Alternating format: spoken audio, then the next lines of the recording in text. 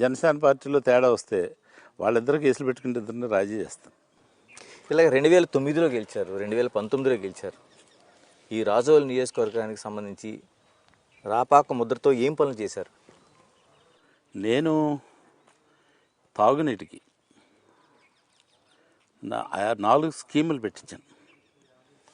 నేనున్న టైంలో 4 స్కీములు పెట్టించి, అంటే గుడిమెల్లంకి వాటర్ స్కీమ్ ఒక్కటే, ఆ ఒక్కదాని ఫెయిల్యూర్ కాదు, అది ఒకే స్కీమ్ నుంచి మొత్తం అన్ని ఊర్లు వెళ్ళాలంటే వెళ్ళే పరిస్థితి లేదు. నేను అలాగే 4 మూలలు కూడా, అదే ఈదరాడ కానీ, అలాగే తాటిపాక కానీ, అంతర్వేదిపాలెం కానీ, రామేశ్వరం కానీ 4 స్కీములు పెట్టి 4 మూలలు 4 స్కీములు పెట్టి వాటర్ సప్లై చేయడం. అదేవిధంగా అంతర్వేదికి నాకు ఒక కోరిక, అంతర్వేదిలో అంతా ఉప్పు నీరే ఉంటుంది. అంతర్వేది పల్లిపాలెం కానీ, దేవస్థానం కానీ, కర్ర, ఇంకో గొంది 4 గ్రామాలకి వాటర్ సప్లై ఉండదు. అంటే ఇక్కడ నుంచి వెళ్తూ ఉంటే అది లాస్ట్ ఏరియా, ఇక్కడ నుండి పంపింగ్ చేసేసరికి లాస్ట్కి వెళ్తే ఆ ట్యాంకులు ఎక్కే పరిస్థితి ఉండదు. కొన్ని సంపులు కట్టాం. అయినప్పటికీ శాశ్వత పరిష్కారం చేయాలనేటువంటి ఆలోచనతో అక్కడ ఒక స్కీమ్ పెట్టించాను 17,35,00,000 రూపాయలతో. ఇవాళ నిర్మాణంలో ఉంది. ఇంకో 3-4 నెలల్లో అది వాడకంలోకి వస్తుంది. ఇలా మీరు వరదల కోసం ప్రస్తావించారు. అంటే గోదావరికి చాలా ఏళ్ల తరబడి వరదలు వస్తూనే ఉన్నాయి. ప్రతి వరదలకు కూడా కోనసీమలోని అనేక ప్రాంతాలు భయపడినట్లే రాజోల్లో కూడా చాలా ప్రాంతాలు భయపడుతున్నాయి, నీట మునుగుతున్నాయి. రామరాజలంక చోట చాలా పూర్తిగా నీరు మునిగిపోయి ఉంటుంది. వర్షాలు కూడా భారీ వర్షాలు వస్తే రాజోల్లో ఉన్న police station, fire station, MRO office ఇలాగ అన్నీ మునిగిపోయే పరిస్థితులు ఉన్నాయి. అంటే చాలామంది ప్రజాప్రతినిధులు వస్తున్నారు, వెళ్తున్నారు. ఏమైనా శాశ్వతమైన పరిష్కారం ఏదైనా ఉందా? దానికి సార్ గతంలో వాడకం తక్కువే, జనం తక్కువ, ఇళ్ళు తక్కువ. ఇవాళ ఎక్కడ పడితే అక్కడే ఇష్టానుసారంగా ఇళ్ళని కట్టడం జరిగింది. ఏదైతే వర్షం కురుస్తుందో నీరు అలా కాలంలోకి వెళ్ళిపోయేది పారి. ఇవాళ పేరనట్లేదు. ప్రహరీలు కట్టేశారు, రోడ్లు వేసేసారు. అన్నీ కూడా జరిగేసరికి డ్రైనేజీ వ్యవస్థ వీక్గా ఉంది. అక్కడ డ్రైనేజీ వ్యవస్థ బాగుపడితే అక్కడ ఉన్నటువంటి నీరు నిల్వనంతా కూడా మనం బయటకు పంపించవచ్చు. పంపించే కార్యక్రమం కూడా చేస్తాం తప్పనిసరిగా. చాలా వరకు కూడా మీరు రాజోళ్ళు చూస్తుంటారు, ఒక రోడ్డు, అది ఎల్ఐసి రోడ్డు అంటారు. ఆ రోడ్డు మీకు ఒకటి గుర్తుంటుంది, పవన్ కళ్యాణ్ గారు వచ్చినప్పుడు ఈ చీపులు పెట్టి తుడిచేసి మేము ఇది రోడ్డు వేసేస్తామని చెప్పి అన్నారు. ఆ రోడ్డు సీసీ రోడ్డు వేయడం జరిగింది. దాన్ని ఆనుకుని సుమారు 35 లక్షలతో మరలా ఒక డ్రైన్ కూడా కట్టించేసాం. అదేవిధంగా డ్రైనేజీ వ్యవస్థ రాజోల్లో బాగుపడాల్సిన అవసరం ఉంది. ఇదంతా కూడా పంట కాలువలకే వదులుతున్నాం.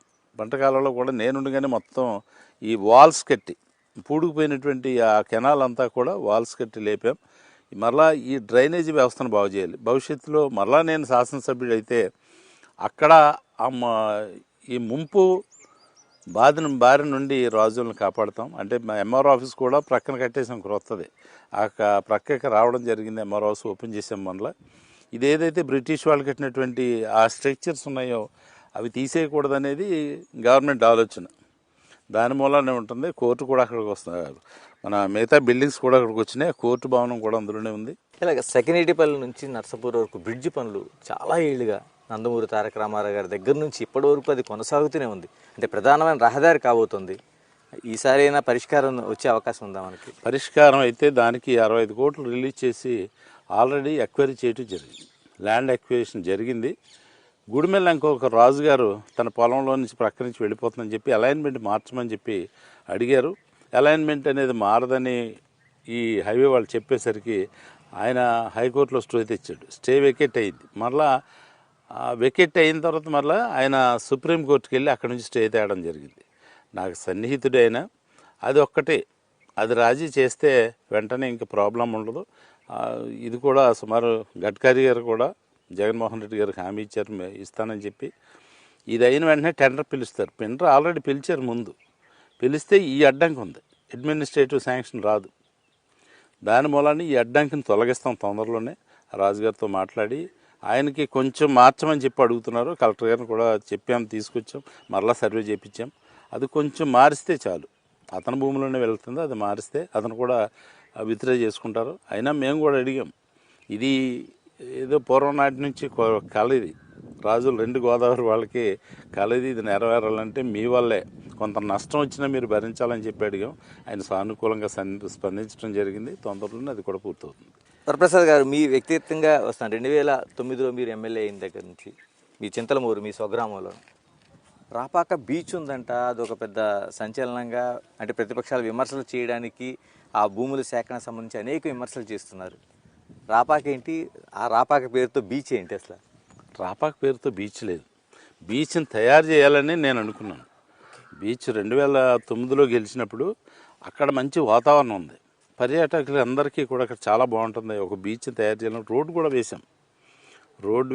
చాలా కలగా ఈత చెట్లు ఏంటో అవి కూడా తెచ్చి పాతిని, ఈత చెట్లు కూడా పాతి బాగా తయారు చేసాను. చాలా బాగా ఓ డివైడర్ కూడా కట్టాము. అక్కడ కట్టి మంచి బాగా తయారు చేసేసరికి ఎన్ని ఎకరాలు చేస్తారండి? అది 20 ఎకరం ఉంటుందండి బీచ్. అంటే అందరూ సొసైటీ సభ్యులని అందరిని అడిగి మనం తీసుకున్నప్పుడు ఎవరో ఈ ప్రతిపక్షాలన్నీ కలిపి మీడియా తీసుకురావడం, ఓ గొట్టం వాళ్ళ దగ్గర పెట్టడం ఏంటంటే అవి కబ్జా చేశాడండి. ఆ కబ్జా చేయాల్సిన అవసరం నాకేం లేదు. నాకు కబ్జా చేసేది కాదు అది. నేను కొంతమందికి అయితే డబ్బులు కూడా ఇచ్చాను. నేను ఇది సముద్ర తీర ప్రాంతంలో అంటే సంఘం వాళ్ళ అధీనంలో ఉంటుంది అది. ఓకే, అది కూడా తీసుకుని మనకి ఈ బీచ్ ఇది వచ్చిందంటే, ఈ రిసార్ట్స్ అయ్యి వస్తే మనకు ఉపాధి దొరుకుతుందనేటువంటి ఆలోచనతో అందరికీ కూడా చెప్పడం జరిగింది. కొంతమందికి అర్థం అవ్వలేదు. నేను వదిలేసాను, ఆ ప్రాజెక్ట్ వదిలేసాను.